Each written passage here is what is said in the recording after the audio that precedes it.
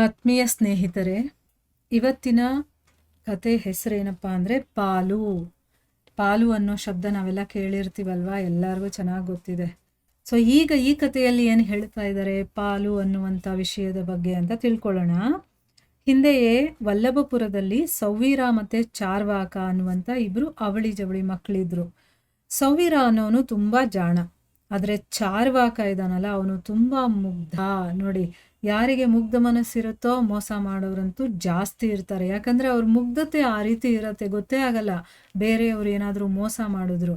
ಆದರೆ ಅಂಥವ್ರ ಜೊತೆ ಅಂದರೆ ಮಗುವಿನ ಮನಸ್ಸು ಅಂತ ಹೇಳ್ತಾರಲ್ಲ, ಅಷ್ಟು ಮುಗ್ಧತೆ ಇರುತ್ತೆ. ಅಂಥವ್ರಿಗೆ ಭಗವಂತ ಇದ್ದೇ ಇರ್ತಾನೆ, ಅದು ಬೇರೆ ವಿಚಾರ. ಆದರೆ ಮೋಸ ಮಾಡೋರು ಇದ್ದೇ ಇರ್ತಾರಲ್ವ. ಇಲ್ಲಿ ಈ ಇಬ್ಬರು ಅವಳಿ ಜವಳಿ ಮಕ್ಕಳು ಬೆಳೆದು ದೊಡ್ಡವರಾಗ್ತಾರೆ. ಒಂದು ದಿನ ಅವರ ತಾಯಿ ತಂದೆ ತೀರು ಹೋಗ್ತಾರೆ. ಸೊ ಅವ್ರಿಗಿದ್ದಂಥ ಆಸ್ತಿ ಏನಪ್ಪ ಅಂತಂದರೆ ಒಂದು ಹಣ್ಣಿನ ಗಿಡ, 1 ಎಕರೆ ಹೊಲ, ಒಂದು ಕೌದಿ ಮತ್ತು ಒಂದು ಹಸು. ಅಂದರೆ ಹೊದ್ಕೊಳ್ತಾರಲ್ಲ ಕೌದಿ ಅಂತಂದರೆ ಅದು. ಇಷ್ಟೇ ಅವ್ರಿಗಿದ್ದಂಥ ಆಸ್ತಿ. ಈಗ ಇದು ಅಣ್ಣ ತಮ್ಮಂದ್ರಿಬ್ರು ಪಾಲ್ ಮಾಡ್ಕೋಬೇಕಲ್ವಾ. ಅದಕ್ಕೆ ಸೌವೀರ ಏನು ಮಾಡ್ತಾನೆ, ಚಾರ್ವಾಕನಿಗೆ ಹೇಳ್ತಾನೆ, ತಮ್ಮ ನಾವು ನಮ್ಮ ಈ ಆಸ್ತಿಯನ್ನು ಸಮನಾಗಿ ಹಂಚ್ಕೊಳ್ಳೋಣ. ಹುಟ್ಟಬೇಕಾದ್ರೆ ಅಣ್ಣ ತಮ್ಮಂದ್ರು ಮತ್ತು ಬೆಳಿಬೇಕಾದ್ರೆ ದಾಯಾದಿಗಳು ಅಂತ ಹೇಳ್ತಾರಲ್ವಾ, ನಾನು ಸರಿಯಾಗಿ ಆಸ್ತಿಯನ್ನು ಭಾಗ ಮಾಡ್ತೀನಿ, ಅದನ್ನು ನೀನು ಒಪ್ಕೋ ಅಂತಂದ್ಬಿಟ್ಟು ಹೇಳ್ತಾನೆ. ಅಂದರೆ ಈಗ ಸೌವೀರ ಜಾಣ ಅಂತ ನಮಗೆ ಗೊತ್ತಿದೆ ತಾನೇ, ಅವನು ಚಾಲಾಕಿತನವನ್ನು ತೋರಿಸ್ತಾ ಇದ್ದಾನೆ. ಇಲ್ಲಿ ತಮ್ಮನಿಗೆ ಹೇಳ್ತಾನೆ, ನೀನೇನು ಹೆದರ್ಕೋಬೇಡ, ನಾವಿಬ್ಬರು ಸಮನಾಗಿ ಹಂಚ್ಕೊಳ್ಳೋಣ, ನಾನು ಅದನ್ನು ಹಂಚಿಕೆ ಮಾಡ್ತೀನಿ ಅಂತಂದ್ಬಿಟ್ಟು. ಅದಕ್ಕೆ ಚಾರ್ವಾಕ ಹೇಳ್ತಾನೆ, ಅಣ್ಣ ನಾನು ನಿನ್ನ ಮಾತಿಗೆ ಯಾವತ್ತಾದರೂ ಇಲ್ಲ ಅಂತ ಹೇಳಿದ್ದೀನ, ಆಯಿತು ಒಪ್ಕೊಳ್ತೀನಿ, ನೀನೇ ಅದನ್ನು ಡಿವೈಡ್ ಮಾಡು ಅಂತ ಹೇಳ್ತಾನೆ. ಸರಿ, ಹಾಗಿದ್ರೆ ಈ ಕೌದಿ ಇದೆಯಲ್ಲ, ಇದು ನೀನು ಬೆಳಗ್ಗೆ ಹೊತ್ತು ಉಪಯೋಗಿಸ್ಕೋ, ನಾನು ರಾತ್ರಿ ಹೊತ್ತು ಉಪಯೋಗಿಸ್ಕೊಳ್ತೀನಿ. ಯಾಕಂದರೆ ಇರೋದು ಒಂದೇ ಕೌದಿ ಅಲ್ವಾ, ಅದಕ್ಕೋಸ್ಕರ ಬೆಳಗ್ಗೆ ನೀನು ಉಪಯೋಗಿಸು, ರಾತ್ರಿ ನಾನು ಉಪಯೋಗಿಸ್ತೀನಿ. ನೋಡಿ, ಇಲ್ಲಿ ಆ ಸೌವೀರನ ಜಾಣತನವನ್ನು ನಾವು ಗಮನಿಸ್ಬೇಕಿಲ್ಲಿ, ಆಯಿತಾ. ಹಸುವಿನ ಮುಂಭಾಗ ಇದೆಯಲ್ಲ ಅದು ನಿಂದು, ಹಸುವಿನ ಹಿಂಭಾಗ ಇದೆಯಲ್ಲ ಅದು ನಂದು, ಗಿಡದ ಮೇಲ್ಭಾಗ ಇದೆಯಲ್ಲ ಅದು ನಂದು, ಕೆಳಭಾಗ ಇದೆಯಲ್ಲ ಅದು ನಿಂದು. ಅದೇ ಥರ ಹೊಲದ ಕೆಳಭಾಗ ನಿಂದು, ಮೇಲ್ಭಾಗ ನಂದು. ನೋಡಿ, ಎಲ್ಲವನ್ನ ಸಮಾನವಾಗಿ ಹಂಚಿದ್ದಾನೆ. ಆದರೆ ಅವನ ಹಂಚಿಕೆಯಲ್ಲಿ ಎಷ್ಟು ಜಾಣತನವನ್ನು ತೋರಿಸಿದ್ದಾನೆ ಅಂದರೆ, ಯಾವುದು ಉಪಯೋಗಕ್ಕೆ ಬರುತ್ತೋ, ಯಾವುದು ಫಲಕಾರಿಯಾಗಿದೆಯೋ ಅದನ್ನೆಲ್ಲ ಅವನಿಟ್ಕೊಳ್ತಾನೆ, ಯಾವುದು ಯೂಸ್ ಆಗೋದಿಲ್ವೋ ಅಂಥದ್ದನ್ನೆಲ್ಲ ತಮ್ಮನಿಗೆ ಕೊಡ್ತಾನೆ. ಇಲ್ಲಿ ಅರ್ಥ ಮಾಡ್ಕೊಳ್ಳಿ, ಕೌದಿ ಅದು ಏನಕ್ಕೆ ನಾವು ಇಟ್ಕೊಳ್ಳೋದು, ಬೆಚ್ಚಗಿರಲಿ ಅಂತ ಅಂದ್ಬಿಟ್ಟಲ್ವಾ. ಯಾವಾಗ ನಮಗೆ ಚಳಿ ಆಗುತ್ತೆ, ರಾತ್ರಿ ಹೊತ್ತು, ಬೆಳಗ್ಗೆ ಇವನ ಹತ್ರ ಕೊಡ್ತಾನೆ, ರಾತ್ರಿ ಅವನು ಇಟ್ಕೊಳ್ತಾನೆ. ಇನ್ನು ಹಸುವಿನ ಮುಂಭಾಗ ಏನಕ್ಕಿರೋದು, ತಿನ್ನಿಸೋದಕ್ಕೆ ಅದಕ್ಕಿರೋದು. ಹಾಲು ಕರಿಯುವಂಥ ಹಿಂಭಾಗವನ್ನು ತಾನಿಟ್ಕೊಳ್ತಾನೆ. ಗಿಡದ ಮೇಲುಭಾಗನ, ಹಣ್ಣು ಕೊಡುವಂಥ ಭಾಗ ಅವನಿಟ್ಕೊಳ್ತಾನೆ, ಅದನ್ನು ನೋಡ್ಕೊಳ್ಳೋ ಜವಾಬ್ದಾರಿ ಇರುವ ಬೇರಿನ ಭಾಗವನ್ನು ಇವನು ಕೊಡ್ತಾನೆ. ಅದೇ ಥರ ಹೊಲದ ಕೆಳಭಾಗ ಅಂತಂದರೆ ಹೊಲವನ್ನು ನೋಡ್ಕೊಳ್ಳೋದು, ಉಳೋದು ಇದೆಲ್ಲ. ಮೇಲ್ಭಾಗ ಅಂತಂದರೆ ಏನು, ಅದರಲ್ಲಿ ಬರುವಂಥ ಬೆಳೆ, ಅದು ನನ್ನ ಭಾಗ. ಈ ರೀತಿ ಅವನು ಅದನ್ನು ಭಾಗ ಮಾಡ್ತಾನೆ. ಚಾರ್ವಾಕ ಅದನ್ನು ಒಪ್ಕೊಳ್ತಾನೆ, ಯಾಕೆ ಅವನು ಮುಗ್ಧ ಮನಸ್ಸಿರೋನಲ್ವಾ, ಅದಕ್ಕೋಸ್ಕರ. ಈಗ ಚಳಿಗಾಲ ಬರುತ್ತೆ, ಚಾರ್ವಾಕ ಕೌದಿಯನ್ನು ಬೆಳಗ್ಗೆ ಹೊತ್ತು ಹೊತ್ಕೊಂಡಿರ್ತಾನೆ. ಈಗ ಸೂರ್ಯನ ತಾಪ ಹೆಚ್ಚಾಗುತ್ತೆ, ಸೆಕೆ ಜಾಸ್ತಿ ಆದಂಗೆ ಕೌದಿ ಇರುತ್ತಲ್ಲ ಅದು ಭಾರವಾಗೂ ಇರುತ್ತೆ, ತುಂಬ ಬೆಚ್ಚಗಿರುತ್ತೆ, ಅದನ್ನು ಹೊದ್ಕೊಳ್ಳೋದಕ್ಕೆ ಸಾಧ್ಯನೇ ಇಲ್ಲ. ಅದಕ್ಕೋಸ್ಕರ ಅವನೇನು ಮಾಡ್ತಾನೆ, ತೆಗೆದು ಪಕ್ಕಕ್ಕೆ ಇಡ್ತಾನೆ. ಅದಲ್ಲದೆ ಅವನಿಗೆ ಬೇಕಾದಷ್ಟು ಕೆಲಸ ಬೇರೆ ಇರುತ್ತಲ್ಲ, ಅದಕ್ಕೋಸ್ಕರ ಆ ಕೌದಿಯನ್ನು ಹೊತ್ಕೊಂಡವನು ಆ ಕೆಲಸಗಳನ್ನು ಕೂಡ ಮಾಡೋದಕ್ಕಾಗೋದಿಲ್ಲ. ಆಮೇಲೆ ಗಿಡದ ತಳ ಇರುತ್ತಲ್ಲ, ಯಾಕಂದರೆ ಕೆಳಗಿನ ಭಾಗ ಇವಂದಲ್ವಾ, ಅದನ್ನೆಲ್ಲ ಸ್ವಚ್ಛ ಮಾಡಿ, ಪಾತಿ ಮಾಡಿ, ನೀರು ಕಟ್ಟಿ, ಕಳೆನೆಲ್ಲ ತೆಗಿತಾನೆ. ಆಮೇಲೆ ಹೊಲಕ್ಕೆ ಹೋಗ್ಬಿಟ್ಟು ಗೊಬ್ಬರ ಹಾಕಿ, ಆ ಸಸಿಗಳಿಗೆಲ್ಲ ನೀರು ಉಣಿಸಿ, ಹಸುವನ್ನು ಸ್ನಾನ ಮಾಡಿಸಿ, ಮೇವು ತಿನ್ನಿಸಿ, ನೀರೆಲ್ಲ ಕುಡಿಸ್ತಾನೆ. ಇಷ್ಟೆಲ್ಲ ಅವನು ಕೆಲಸ ಮಾಡುತ್ತೆ. ಇನ್ನು ರಾತ್ರಿ ಆಯಿತು, ಅಷ್ಟರಲ್ಲಿ ಚಳಿ ಶುರುವಾಯಿತು. ಸೌವೀರ ರಾತ್ರಿ ಹೊತ್ತು ಅವನು ಇಟ್ಕೊಳ್ಳೋದಲ್ವಾ, ಸೊ ಅವನು ಆರಾಮಾಗಿ ಹೊದ್ಕೊಂಡು ಮಲ್ಕೊಂಡಿದ್ದ. ಆದರೆ ಚಾರ್ವಾಕ ಚಳಿಯಲ್ಲಿ ನಡುಕ್ತಾ ಮಲಗಿದ್ದ. ಇದೇ ರೀತಿ ಬೇಕಾದಷ್ಟು ಸಮಯ ಕಳೆಯುತ್ತೆ. ಹಣ್ಣಿನ ಗಿಡದ ತುಂಬ ಹಣ್ಣು ಬಿಟ್ಟಿರುತ್ತೆ. ಸೌವೀರ ಏನು ಮಾಡ್ದ, ಬುಟ್ಟಿ ತುಂಬ ಹಣ್ಣನ್ನು ತುಂಬಿಸ್ಕೊಳ್ತಾನೆ. ಚಾರ್ವಾಕ ಬರೀ ನೋಡ್ಕೊಂಡು ನಿಂತಿರ್ತಾನೆ.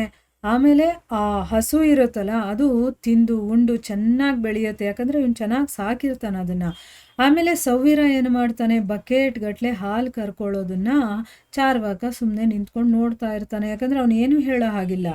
ಹೊಲದಲ್ಲಿ ಗೋಧಿ ಬೆಳೆಯನ್ನ ಬೆಳೆದಿರ್ತಾನೆ. ಆ ತೆನೆಗಳೆಲ್ಲ ಚೆನ್ನಾಗಿ ಬಂದಿರುತ್ತಾ ಸೌವೀರ ಏನ್ ಮಾಡ್ತಾನೆ, ಗೋಧಿಯನ್ನ ಚೀಲಕ್ಕೆ ತುಂಬಿಸ್ಕೊಂಡು ಹೋಗ್ತಾನೆ. ಚಾರ್ವಾಕ ಅದರ ಬೇರು ಇರುತ್ತಲ್ಲ ಅದನ್ನ ಆಯ್ಕೊಳ್ತಾನೆ. ಯಾಕಂದ್ರೆ ಆ ನೆಲದ ಕೆಳಗಡೆ ಭಾಗ ಅವನಿಗೆ ಸಿಗುವಂಥದ್ದಲ್ವಾ, ಅದಕ್ಕೋಸ್ಕರ ವರ್ಷದ ಕೊನೆಯಲ್ಲಿ ಸೌವೀರ ಸಿರಿವಂತನಾಗ್ತಾನೆ, ಚಾರ್ವಾಕ ನಿರ್ಗತಿಕನಾಗ್ತಾನೆ. ಒಂದು ದಿನ ಚಾರ್ವಾಕ ತುಂಬಾ ಬೇಸರದಿಂದ ಕೂತ್ಕೊಂಡಿರ್ತಾನೆ. ಜಾತ್ರೆಗೆ ಬಂದಂತಹ ಪಕ್ಕದ ಹಳ್ಳಿಯ ಹುಡುಗಿ ಇರ್ತಾಳೆ ಒಬ್ಳು, ಅವಳ ಹೆಸರು ವಾರುಣಿ ಅಂತಂದ್ಬಿಟ್ಟು. ಅವಳು ಇವನನ್ನ ಕೇಳ್ತಾಳೆ, ಚಾರ್ವಾಕ ಯಾಕೆ ಅಳ್ತಾ ಇದೀಯ ನೀನು ಅಂತ. ಚಾರ್ವಾಕ ಇದ್ದ ಕಾರಣವನ್ನ ಹೇಳ್ತಾನೆ.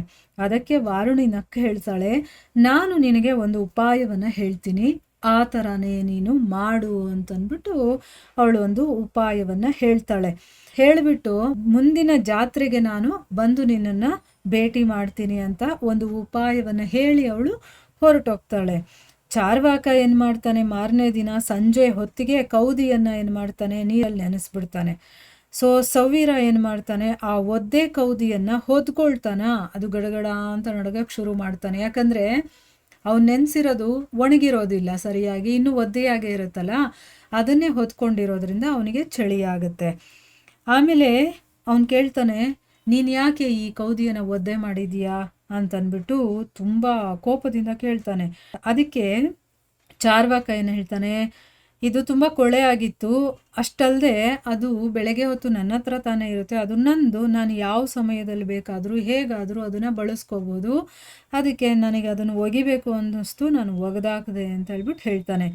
ಆಮೇಲೆ ಹಣ್ಣಿನ ಗಿಡದ ತುಂಬ ಹೂಗಳು ಬಿಟ್ಟಿರುತ್ತೆ.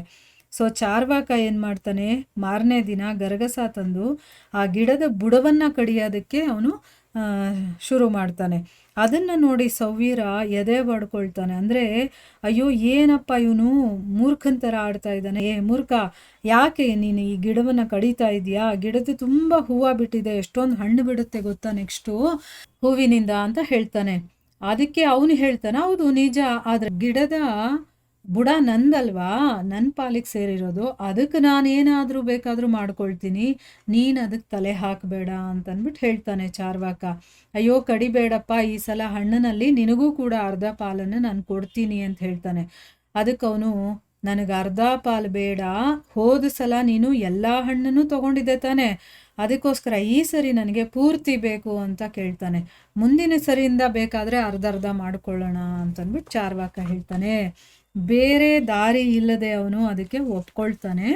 ಮಾರನೇ ದಿನ ಸವ್ವೀರ ಏನು ಮಾಡ್ತಾನೆ, ಹಾಲು ಹಿಂಡೋದಕ್ಕೆ ಬಕೆಟನ್ನು ತಗೊಂಡು ಹೋಗ್ತಾನೆ. ಆಗ ಚಾರ್ವಾಕ ಏನು ಮಾಡ್ತಾನೆ, ಹಸುವಿನ ಮುಖಕ್ಕೆ ಹೊಡೆಯೋ ಥರ ಒಂದು ನಾಟಕ ಮಾಡ್ತಾನೆ. ಅದು ಗಾಬರಿಯಿಂದ, ಈಗ ಹೊಡೆಯಕ್ಕೆ ಬಂದಾಗ ಹಸು ಗಾಬರಿಗೊಳ್ಳುತ್ತಲ್ವಾ, ಗಾಬರಿಯಿಂದ ಏನು ಮಾಡುತ್ತೆ, ಸವ್ವೀರನನ್ನು ಒದ್ದು ಓಡ್ ಹೋಗುತ್ತೆ. ಆಗ ಸವ್ವೀರ ಏನು ಮಾಡ್ದ, ಕೋಪ ಮಾಡ್ಕೊಂಡ, ಅಯ್ಯೋ ಹಾಲು ಹಿಂಡೋ ಮುಂಚೆನೆ ಹಸುವನ್ನು ಬಿಟ್ಬಿಟ್ಟಿದ್ಯಲ್ಲ ನೀನು ಅಂತಂದ್ಬಿಟ್ಟು ಅವನು ಹೇಳ್ತಾನೆ. ಅದಕ್ಕೆ ಅವನು ಹೇಳ್ತಾನೆ, ಅಣ್ಣ ನಾನು ನನ್ನ ಪಾಲಿನ ಭಾಗಕ್ಕೆ ಮಾತ್ರ ಜವಾಬ್ದಾರಿ, ಹಾಲಿಗಲ್ಲ, ಮುಖ ನನ್ನ ಭಾಗ ಅಲ್ವಾ, ನಾನು ಏನು ಬೇಕಾದರೂ ಮಾಡ್ಕೊಳ್ತೀನಿ, ಹಾಲಿನ ಭಾಗದ ಜವಾಬ್ದಾರಿ ಇದೆಯಲ್ಲ ಅದು ನಿಂದು ನಂದಲ್ಲ ಅಂತಂದ್ಬಿಟ್ಟು ಹೇಳ್ತಾನೆ. ಆಗ ಮತ್ತೆ ಅವರಲ್ಲಿ ಒಪ್ಪಂದ ಆಗುತ್ತೆ. ಅವನೇನು ಹೇಳ್ತಾನೆ, ಈ ವರ್ಷ ಇಡೀ ಹಾಲು ನೀನೇ ಉಪಯೋಗಿಸ್ಕೋ, ಮುಂದಿನ ವರ್ಷದಿಂದ ನಾನು ಅರ್ಧ ಪಾಲು ಮಾಡ್ತೀನಿ, ಇಬ್ಬರು ಅರ್ಧ ತಗೊಳ್ಳೋಣ ಅಂತ ತೀರ್ಮಾನ ಮಾಡ್ತಾನೆ. ಆಮೇಲೆ ಅದೇ ವರ್ಷ ಹೊಲದಲ್ಲಿ ಏನಾಗಿತ್ತು, ಚಾರ್ವಾಕ ನೆಲಗಡಲೆಯನ್ನು ಹಾಕಿರ್ತಾನೆ. ನೋಡಿ ಇಲ್ಲಿ ಆ ಹುಡುಗಿ ಹೇಳ್ಕೊಟ್ಟ ಒಂದು ಉಪಾಯವನ್ನ ಮಾಡಿದಾನೆ. ನೆಲಗಡಲೆ ಎಲ್ಲಿ ಬಿಡುತ್ತೆ, ಭೂಮಿಯ ಕೆಳಗಡೆ ಬಿಡುತ್ತೆ ಅಲ್ವಾ, ಮೇಲ್ಗಡೆ ಬಿಡೋದಿಲ್ಲ. ಸೊ ಮೇಲಿನ ಭಾಗ ಅವಂದು, ಕೆಳಗಡೆ ಭಾಗ ಇವಂದು. ಹೋದ್ಸರಿ ಗೋಧಿ ಬಿಟ್ಟಿತ್ತು, ಅದು ಮೇಲ್ಗಡೆ ಬಿಟ್ಟಿತ್ತು. ಅದಕ್ಕೆ ಆ ಹುಡುಗಿ ಏನು ಮಾಡ್ತಾಳೆ, ನೆಲಗಡಲೆಯನ್ನು ಹಾಕು, ಅದು ನಿನಗೆ ಕೆಳಗಡೆ ಬೆಳೆ ಕೊಡುತ್ತೆ, ಅವನಿಗೆ ಆ ಒಂದು ಅಧಿಕಾರ ಇರಲ್ಲ ಅಂತ ಅವನಿಗೆ ಹೇಳ್ಕೊಟ್ಟಿರ್ತಾಳೆ. ಅದಕ್ಕೆ ಏನು ಮಾಡ್ತಾನೆ, ನೆಲಗಡಲೆಯನ್ನು ಹಾಕಿರ್ತಾನೆ. ಸವ್ವೀರ ಅವನು ನೋಡೋಕ್ಕೆ ಹೋಗಿರಲ್ಲ ತೋಟದ ಕಡೆ, ಏನೋ ಒಂದು ಮಾಡಿರ್ತಾನೆ, ಬಿಡು ಬೆಳೆ ಬರುತ್ತೆ ನಾನು ತಗೊಳ್ಳೋಣ ಅಂತ ಅಂದ್ಬಿಟ್ಟು. ಬೆಳೆ ಹುಲಸಾಗಿ ಬೆಳೆದಿರುತ್ತೆ. ಚಾರ್ವಾಕನ ಶ್ರಮದಿಂದ ಭೂಮಿ ಮೇಲೆ ಹಸಿರು ಮತ್ತು ನೆಲದ ಒಳಗಡೆ ನೆಲಗಡಲೆ ಚೆನ್ನಾಗಿ ಬಲ್ತಿತ್ತು. ಚಾರ್ವಾಕ ಏನು ಮಾಡ್ದ, ನೆಲಗಡಲೆಯನ್ನೆಲ್ಲ ಚೀಲದಲ್ಲಿ ತುಂಬಿಸ್ಕೊಂಡ. ಹಸಿರು ಸೊಪ್ಪು ಮೇಲೆ ಬಿಟ್ಟಿರುತ್ತಲ್ಲ ಅದೆಲ್ಲ ಸವ್ವೀರನ ಪಾಲಾಯಿತು. ಚಾರ್ವಾಕ ಆ ವರ್ಷ ಹಾಲು ಹಣ್ಣು ನೆಲಗಡೆ ಎಲ್ಲ ಇವಂದೇ ಆಗಿರುತ್ತಲ್ವ, ಅದನ್ನೆಲ್ಲ ಮಾರಿ ಅವನು ಸಾಹುಕಾರನಾಗ್ತಾನೆ. ಸೌವೀರ ಒಂದೇ ಸಮ ಒದ್ದಾಡ್ತಾನೆ. ಮುಂದಿನ ವರ್ಷ ಬರುತ್ತೆ, ಸೌವೀರ ಏನು ಮಾಡ್ತಾನೆ, ತಮ್ಮನ ಜೊತೆ ಕೂತ್ಕೊಂಡು ತೀರ್ಮಾನ ಮಾಡ್ತಾನೆ, ಸಂಧಾನ ಮಾಡ್ಕೊಳ್ತಾನೆ. ಆಯ್ತಪ್ಪ, 1 ವರ್ಷ ನಾನು ತಗೊಂಡೆ, 1 ವರ್ಷ ನೀನು ತಗೊಂಡೆ, ಈ ವರ್ಷದಿಂದ ಇಬ್ರು ಅರ್ಧ ತಗೊಳ್ಳೋಣ ಅಂತಂದ್ಬಿಟ್ಟು ಇಬ್ರು ಮಾತಾಡ್ಕೊಳ್ಳೋದಕ್ಕೋಸ್ಕರ ಬರ್ತಾನೆ. ತಮ್ಮ, ಈ ಸರಿ ನಾವು ಎಲ್ಲದರಲ್ಲೂ ಕೂಡ ಸರಿಸಮನಾಗಿ ಹಂಚ್ಕೊಳ್ಳೋಣ ಅಂತ ಹೇಳ್ತಾನೆ. ಆಗ ಚಾರ್ವಾಕ ನಕ್ಕು ಹೇಳ್ತಾನೆ, ಅಣ್ಣ, ಮನುಷ್ಯನನ್ನ ಬಂಧಿಸೋದು ವಿಶ್ವಾಸ ಮಾತ್ರ. ಯಾವಾಗ ಈ ರಿಲೇಶನ್ಶಿಪ್ ಅನ್ನೋದಿರುತ್ತೋ ಅಲ್ಲಿ ನಾವು ಒಂದಕ್ಕೊಂದು ಕೂಡ್ಕೊಂಡಿರೋದು ಯಾವುದರ ಮೇಲೆ? ವಿಶ್ವಾಸದ ಮೇಲೆ ಅಲ್ವಾ? ಒಬ್ರಿಗೊಬ್ರು ವಿಶ್ವಾಸ ಇದ್ದಾಗಲೇ ಆ ಒಂದು ಬಂಧನಕ್ಕೆ ಒಂದು ವ್ಯಾಲ್ಯೂ ಅನ್ನೋದಿರೋದು. ಆದರೆ ಯಾವುದೇ ಸಂಬಂಧ ಆಗಿರಬಹುದು, ಅದು ಒಂದು ಸರಿ ವಿಶ್ವಾಸ ಮುರಿದೋಯ್ತು ಅಂತಂದಮೇಲೆ ಪಾಲುಗಾರಿಕೆಯಲ್ಲಿ ವಿಶ್ವಾಸನೇ ಇಟ್ಕೊಳ್ಳೋದಕ್ಕೆ ಸಾಧ್ಯ ಇಲ್ಲ. ಒಂದ್ಸಲಿ ಮನಸ್ಸು ಮುರಿದೋಯ್ತು, ವಿಶ್ವಾಸ ಹೊರಟೋಯ್ತು ಅಂತಂದರೆ ಮತ್ತೆ ಅವ್ರ ಮೇಲೆ ವಿಶ್ವಾಸ ಬರೋದಿಲ್ಲ ಅಲ್ವಾ? ಅದಕ್ಕೋಸ್ಕರ ನನ್ನ ದಾರಿ ನನಗೆ, ನಿನ್ನ ದಾರಿ ನಿನಗೆ. ಹೊಲ, ಹಸು, ಕೌದಿ ಮತ್ತು ಗಿಡ ಎಲ್ಲವನ್ನ ನೀನೇ ಇಟ್ಕೊ, ನನಗೆ ಯಾವುದೂ ಬೇಡ ಅಂತಂದ್ಬಿಟ್ಟು ಅವನು ಹೊರಗಡೆ ಹೊರಟೋಗ್ತಾನೆ. ಯಾಕೆ ಅಂತಂದರೆ ಅವನು ಈಗಾಗಲೇ ಬೇಕಾದಷ್ಟು ಸಂಪಾದನೆಯನ್ನು ಮಾಡ್ಕೊಂಡಿರ್ತಾನೆ.